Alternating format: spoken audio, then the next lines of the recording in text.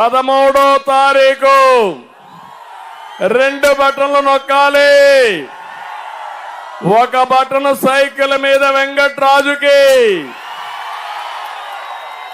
రెండో button parliament అభ్యర్థి పురంధేశ్వరికి, గులాబీ పువ్వు పైన సిద్ధమా తమ్ముళ్ళు అని అడుగుతున్నా.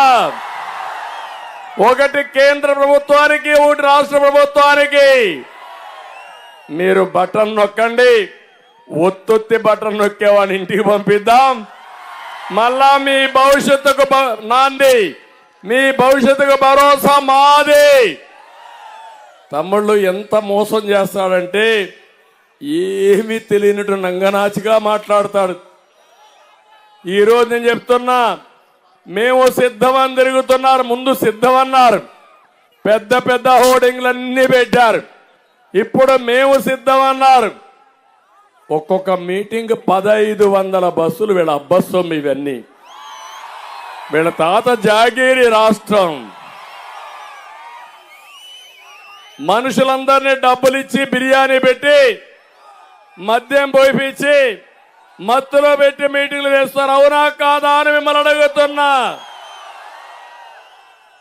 బెదిరిస్తున్నారు. పెన్షన్ ఇవ్వరంటే వాళ్ళ తాత సొత్తు.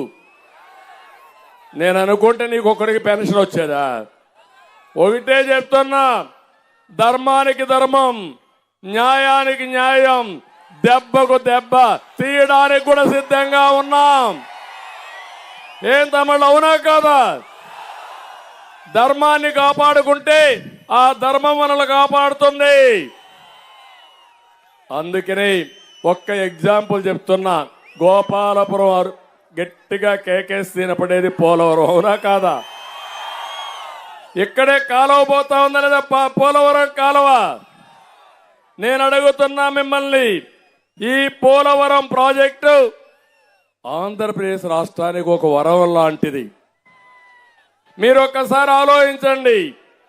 దేశంలోనే అతిపెద్ద ప్రాజెక్టు, 50 లక్షల క్యూసెక్స్ ఆఫ్ నీళ్లు